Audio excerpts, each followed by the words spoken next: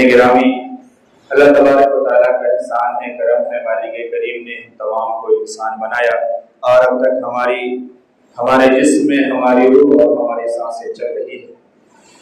اللہ رب العالمین نے دنیا میں پیدا کیا اور دنیا کو اسباب کے ساتھ جوڑ دیا، لیکن اللہ نے قرآن مقدس سے اس بات کو بہت صاف و وضاحت سے بیان فرما دی کہ دیکھو، دنیا میں انسان کو ہم نے دنیا کے لیے پیدا نہیں کیا ہے، بلکہ دنیا متاع الغرور، دنیا یہ دھوکے کی جگہ ہے، دنیا یہ فریب کی جگہ ہے، دنیا یہ رنگ ریلیوں کی جگہ ہے۔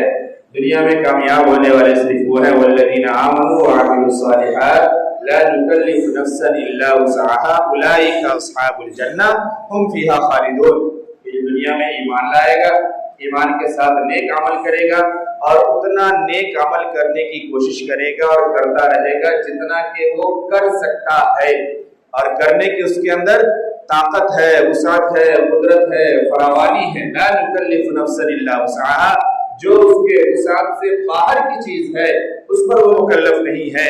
مثال کے طور پہ ہم ہر شخص کو زکوٰۃ دینے کے لیے نہیں کہہ سکتے، ہم ہر شخص کو حج کرنے کے لیے نہیں کہہ سکتے، اسی طریقے سے پورے سال کسی کو روزہ رکھنے کے لیے نہیں کہہ سکتے، کسی انسان کو پورے دن نماز پڑھنے کے لیے نہیں کہہ سکتے، لیکن 5 وقت کی نماز ہے، یہ فرض ہے اور اس پر انسان مکلف ہے، یہ اسے ادا کرنی پڑے گی، اس سے چھٹکارا نہیں ہے۔ یہ اصل ہے، اس کو سمجھنے کی ضرورت ہے۔ تو اللہ نے فرمایا جتنا مکلف ہم نے بنایا ہے تمہیں، اتنا تو ہر حال میں کرنا ہے اور کر کے آنا ہے، بغیر اس سے کیے ہوئے بچ نہیں سکتے۔ تو دنیا ہمیں ملی، دنیا کی چیزیں ملی، دنیا کی سانسیں ملی، یہاں کی ہر ایک نعمت، یہاں کی ہر ایک سانس، یہاں کا ہر ایک لمحہ یہ اللہ کی طرف سے قرض ہے، یہ اللہ کی طرف سے امانت ہے۔ یہاں کے ایک ایک لمحے کی اور ایک ایک پل کی ہم سے پوچھ ہوگی اور ہمیں اس کا جواب دینا پڑے گا، ہم سے سوال کیے جائیں گے۔ آقا صلی اللہ علیہ وسلم کی وضاحت کے ساتھ حدیث موجود ہے کہ ہمارے قدم ہل نہیں سکتے جب تک ہم سوالوں کے جواب نہیں دیتے کہ ہم نے زندگی کہاں گزاری، زندگی میں بھی خاص جو جوانی کے دن تھے وہ کہاں گزارے، یہ جواب دینا پڑے گا۔ مال ہم نے کیسے کمایا، کہاں سے کمایا، اور پھر اس کو خرچ کہاں کیا، یہ بھی جواب دینا پڑے گا۔ تو زندگی یہ اللہ نے انسان کو دی، لیکن انسان کو مختصر وقت کے لیے دی، بہت تھوڑے سے وقت کے لیے۔ بارہا اس میں گفتگو میں کیا ہوں، کرتا رہتا ہوں، اور ہر روز ہمارے سامنے اس کے مشاہدے موجود ہیں کہ کسی کو نہیں معلوم کہ کون جوانی میں جا رہا ہے، کون بڑھاپے میں جا رہا ہے، کون اندھیر میں جا رہا ہے، کون بچپنے میں جا رہا ہے، کون شادی سے ایک دن پہلے چلا جا رہا ہے، کون شادی کے دوسرے ہی دن چلا جا رہا ہے۔ یہ سب مثال ہمارے سامنے موجود ہے۔ یہ کوئی وہ باتیں نہیں ہیں جس سے کہہ کر کے آپ کے اندر کنفیوژن پیدا کیا جائے، آپ کو بھرم میں ڈالا جائے، آپ کو ایک طریقے سے یوں کہیے کہ ڈرایا جائے، ایسا کچھ نہیں ہے۔ یہ سب اللہ کی حقیقت ہے، کھلی آنکھوں سے ہم دیکھ رہے ہیں، ہر صبح شام دیکھ رہے ہیں، ہم جہاں جس محلے، جس گاؤں، جس معاشرے میں رہ رہے ہیں اسی میں دیکھ رہے ہیں، اپنے گھر میں دیکھ رہے ہیں، اپنے خاندان میں دیکھ رہے ہیں۔ تو حقیقت یہ ہے وَمَا خَلَقْتُ الْجِنَّ وَالْإِنسَ إِلَّا لِيَعْبُدُونِ، کہ دیکھو دنیا میں اس لیے پیدا کیا گیا ہے کہ اللہ کی اطاعت کرو، اللہ کی فرما برداری کرو۔ اگر اللہ کی اطاعت و فرما برداری کے ساتھ ہم دنیا میں زندگی گزارتے ہیں اور پھر اس دنیا سے چلے جاتے ہیں، جانا ہے، اس لفظ پر دھیان دینے کی ضرورت ہی نہیں ہے کہ چلے جاتے ہیں چلے جائیں گے، جانا ہے۔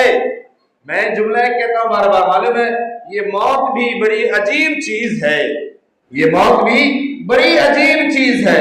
ایک دن مرنا ہے، اس لیے ہمیں جینا پڑتا ہے، ایک دن ہم سب کو مر جانا ہے، اسی لیے ہم زندہ ہیں، زندگی اس لیے نہیں ہے۔ یہ موت بھی عجیب چیز ہے اور یہی حقیقت ہے، اسی حقیقت کے لیے ہم اس دنیا میں بھیجے گئے ہیں کہ ہمیں مرنا ہے۔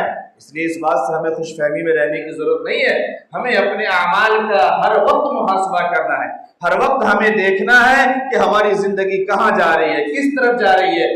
کوئی خوش فہمی میں نہ رہے کہ ابھی ہم جوان ہیں، ابھی ہم بچے ہیں، ابھی ہمارے اندر طاقت ہے، ابھی ہمارے پاس پیسہ ہے، ابھی ہمارے پاس عہدہ ہے، ابھی ہمیں بہت کچھ کرنا ہے، ابھی ہماری سروس باقی ہے، ابھی ہماری نوکری باقی ہے، ابھی ہماری اولادیں باقی ہے۔ کچھ بھی کام آنے والی چیز نہیں ہے اور نہ کچھ کام آتی ہے۔ موت کے بعد جب ہم مر جاتے ہیں ہمارا جسم بھی الگ الگ حصوں میں بٹ جاتا ہے، جسم بٹ جاتا ہے الگ حصوں میں۔ ایک حصہ جسم کا ہوتا ہے مرنے کے بعد گوشت، جسے کیڑے کھاتے ہیں، ایک حصہ ہوتا ہے ہڈی جسے زمین کھا جاتی ہے، اس کے بعد ایک چیز ہوتی ہے ہماری مال، یہ وارثین لے لیتے ہیں، سب کچھ ختم ہو جاتا ہے۔ بچنے کے لیے اگر کچھ بچتا ہے تو وہ صرف ہمارا ایمان ہے اور صرف ہمارے اعمال ہیں، کوئی چیز باقی نہیں رہتی۔ جیسے یہاں پر ہر چیز ہماری پرائی ہو جاتی ہے، جس نام کے پیچھے ہم پوری زندگی بھاگ رہے ہیں، پوسٹروں میں تصویریں ڈال رہے ہیں، موٹا موٹا نام لکھ رہے ہیں، سب سے پہلے اعلان ہوتا ہے مرحوم کا جنازہ فلاں وقت میں ہوگا، میت یہاں رکھی ہے، مرحوم وہاں رکھے، نام بھی ختم ہو گیا۔ جس لباس کے پیچھے ہم کروڑوں خرچ کرتے ہیں، جس لباس کے پیچھے سب کچھ لگا دیتے ہیں، وہ لباس ایک سادہ سا دے دیا جاتا ہے ہمیں، سب ختم۔ جس گھر کے پیچھے پوری زندگی ہم نے کھپا دی، دیس ودیس کہاں کہاں نہ گئے، کیسے کیسے ہم نے پیسے نہ کمائے، حلال کو بھی ہم نے نہیں سمجھا، حرام کو بھی ہم نے نہیں سمجھا، رات نہ سمجھی، دن نہ سمجھی، چین و سکون نہ سمجھا، ہر ایک چیز کے پیچھے ہم اپنے آپ کو لگاتے گئے اور اپنے مکان کو عالیشان بنایا، اچھا بنایا۔ اب وہ عالیشان مکان بیکار ہے ہمارے لیے، وہی 2 گز کی زمین اور اسی قبرستان میں، اسی زمین میں جانا ہے جس کو ہم سب اپنی آنکھوں سے دیکھ رہے ہیں کہ اس کے اوپر کتنا جنگل ہے اور اس کے اوپر کتنے کیڑے اور مکوڑے ہیں، اندر کا کیا حال ہے۔ آج روم میں ذرا سا اندھیرا برداشت نہیں ہے، سونے کے لیے الگ لائٹ، اب تو سینسیٹیو لائٹیں لگنے لگی ہے، سینسر لائٹیں لگنے لگی ہے، اندھیرے سے ڈر لگتا ہے، گرمی برداشت نہیں ہوتی ہے تو ہم نے اے سی لگا رکھا ہے، پنکھے لگا رکھے ہیں، کولر لگا رکھے، سب ختم، کچھ نہیں ساتھ جانے والا ہے، سب یہی کا یہی رکھا رہ جائے گا۔ وہی 2 گز کی زمین ہمیں ملتی ہے، وہی چھوٹے سا 3 فٹ کا اور 6 فٹ کی قبر ہمیں نصیب ہوتی ہے۔ اور یہ بھی نہیں، یہاں تو ہمارا ایک اسٹیٹس ہے، ہم اگر زمین لیں گے تو کس کالونی میں لیں گے، اگر ہم لیں گے تو کس محلے میں لیں گے، گھر بنا رہے ہیں تو کہاں بنا رہے ہیں۔ قبرستان میں جانے کے بعد یہ سارا اسٹیٹس ختم، یہاں پہ رکشہ والا لیتا ہے، یہاں پہ میری قبر ہوگی، یہاں پہ کوئی اور غریب لیتا ہے، وہاں پہ آپ کی قبر ہوگی، سب کے سب ایک جیسے ایک ہی طریقے سے وہاں قبر میں لیٹے ہوئے ہیں، کسی کی زمین رجسٹری بھی نہیں قبر تک کے لیے۔ یہ ہماری حقیقت ہے، ہماری اصلیت ہے، لیکن ہم دنیا کے غفلت میں پڑے ہوئے ہیں۔ میرے محترم بزرگوں اور دوستو، اپنے آپ کو ہم سدھارے۔ ایک تو یہ کہ اللہ کے حق کو پورا کریں، اللہ غفور الرحیم ہے، اس بات سے انکار نہیں ہے، لیکن اللہ نے بار بار حکم بھی تو دیا ہے کہ میری بات مانو۔ اگر ہم اپنے ماں کی بات، باپ کی بات، بھائی کی بات اپنے پر سوچیں، اگر ہم کسی سے جس پر ہمارا کوئی حق بھی نہیں ہوتا، اگر کبھی اسے کوئی بات کہہ دیتے، کوئی کام کہہ دیتے، اور اگر وہ میرے من کے مطابق نہیں کرتا یا کرتا ہی نہیں تو کتنا غصہ آتا ہے، کتنا خون کھولتا ہے۔ اسے نہیں کرنا تھا، نہیں کرتا، منع کر دیتا، وعدہ کیوں کیا، 72 گالیاں دیتے ہیں اسے۔ ہم انسان ہو کر کے اور ہم خود صبح سے شام تک اس رب کریم کے کتنے احسان کو استعمال کر رہے ہیں، ہوا اس کی، پانی اس کا، اناج اس کا، زندگی اس کی، سانسیں اس کی، ہمارے جسم کے اندر دوڑتا ہوا خون اس کا، سب کچھ رب نے ہمیں دیا مفت میں۔ ہم اس کے احکام کو کتنا توڑ رہے ہیں، چھوڑ رہے ہیں۔ ہم نے کبھی سوچا کہ ہمارا رب ناراض ہے یا نہیں؟ میں ایک جملہ اور یہاں پہ عرض کر دوں، میں نے مارا کہا ہے، رب جب ناراض ہوتا ہے نا تو میرے ماں باپ کی طرح یا ہمارے آپ کی طرح لاٹھی ڈنڈے سے انتقام نہیں لیتا، لاٹھی ڈنڈے سے نہیں مارتا، وہ بھلائی کی اور خیر کی توفیق چھین لیتا ہے۔ پھر انسان کے اندر سجدے کی توفیق باقی نہیں رہتی، پھر انسان چاہ کر کے بھی نیک عمل نہیں کر سکتا، اپنے ایمان کے مطابق، اپنے جو ایمان کا جو تقاضا ہے اس کے حساب سے وہ صحیح اور نیک عمل نہیں کر پاتا۔ یہ رب کی طرف سے اچھائی کی توفیق کا چھن جانا، یہ اس بات کی علامت ہے کہ رب ناراض ہے۔ اللہ ناراض ہے، بڑی موٹی سی مثال ہے، ہم جس سے ناراض ہو ہم کبھی نہیں چاہتے کہ وہ ہمارے گھر آئے، ہم کبھی نہیں چاہتے۔ اگر کوئی ناراض ہوگا آپ کو اپنے گھر نہیں بلائے گا، اپنے گھر آنے کی دعوت نہیں دے گا۔ یہ تو رب العالمین ہے، یہ تو رؤوف الرحیم ہے، یہ تو غفور الرحیم ہے کہ صبح سے شام تک ہم خطاؤں پہ خطائیں کر رہے ہیں، گناہوں پہ گناہیں کر رہے ہیں، لیکن پھر بھی پانچوں وقت آواز لگوا رہا ہے کہ آ جاؤ آ جاؤ آ جاؤ، اب بھی وقت، لیکن ہم نہیں مانتے، ہم نہیں سنتے۔ ایسا لگتا ہے میرے کانوں میں آواز ہی نہیں جاتی، اور اب تو سچ میں آواز نہیں جاتی۔ اذان کے وقت بھی ہمارے کانوں میں مشینیں لگی ہوتی ہے اور ہم سن نہیں رہے ہوتے ہیں کی چیز کو اور خیر کی باتوں کو۔ اس لیے ہم اپنے آپ کو سنواریں، سمجھیں، اپنے اخلاق کو درست کریں، اپنے اعمال کو درست کریں، اپنے ایمان کو اچھا کریں۔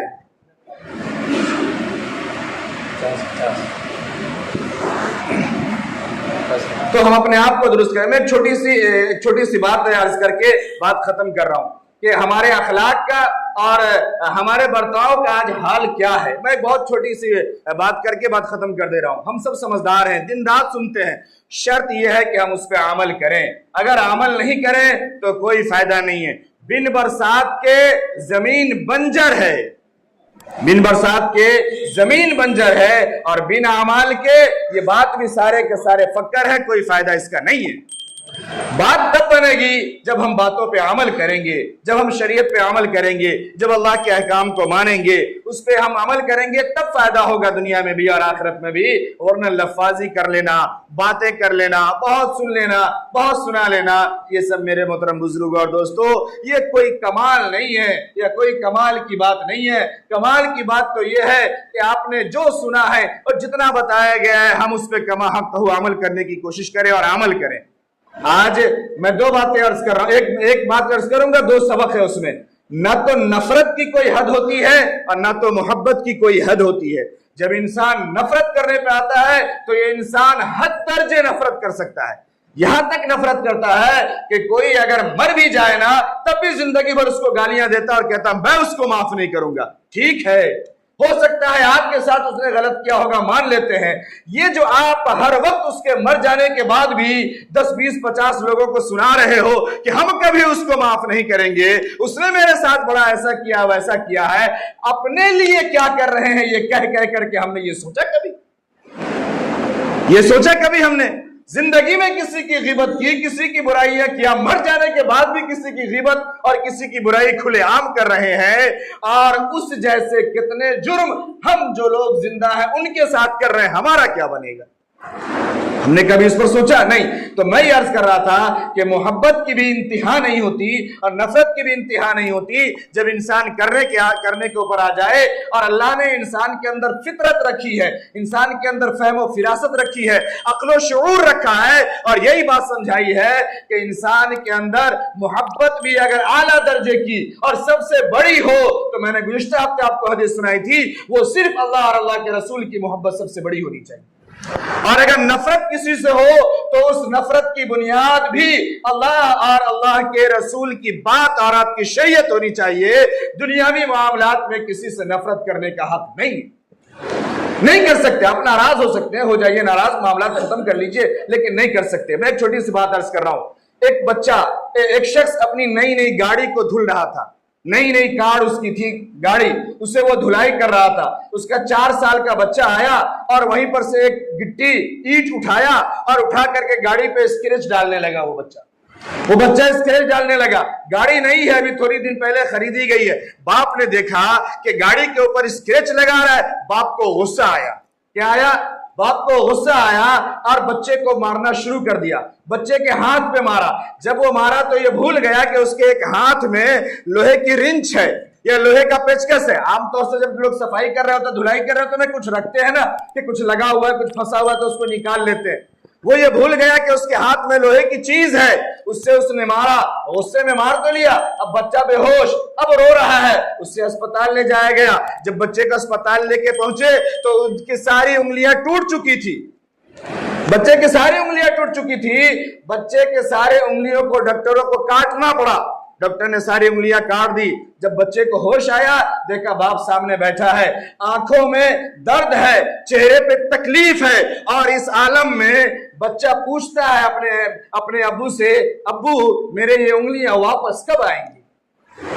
میری یہ انگلیاں واپس کب آئیں گی؟ اب باپ کے پاس کوئی جواب نہیں ہے، کوئی جواب نہیں ہے. گھر لایا.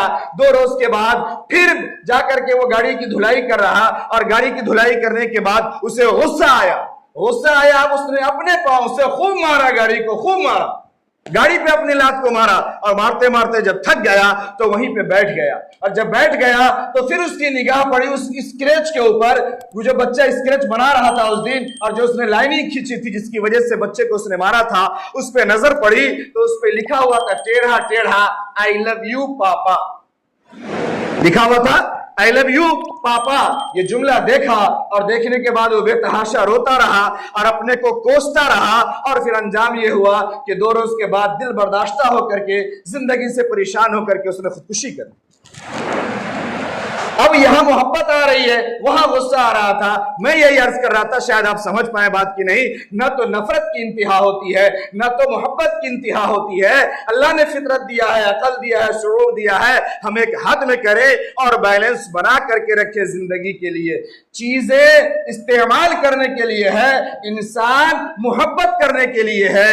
आज अफसोस ये है, आखिरी जुमला मैं अर्ज कर रहा हूं, आज अफसोस ये है कि हम इंसानों को हम इस्तेमाल कर रहे हैं और चीजों से मोहब्बत कर रहे हैं। चीजें इस्तेमाल के लिए है, मोहब्बत के लिए नहीं। इंसान मोहब्बत के लिए है, इस्तेमाल के लिए नहीं। लेकिन आज हमारी जिंदगी पूरी की पूरी गलत डगर पे जा रही है। दुआ करें कि अल्लाह रब्बुल आलमीन हम तमाम को सही समझ अता फरमाए। अल्लाह हम तमाम को नेक अमाल की तौफीक नसीब फरमाए। जो गुनाह हमसे होते हैं या हो गए हैं, अल्लाह हम तमाम को माफ फरमाए। हम सच्ची पक्की तौबा करें और गुनाहों को छोड़ने का इरादा करें। अल्लाह तबारक व तआला हम तमाम को अमल की तौफीक नसीब फरमाए। जिनकी सुन्नतें बाकी है वो अदा कर लीजिए। व आखिर दावाना अल्हम्दुलिल्लाहि रब्बिल आलमीन।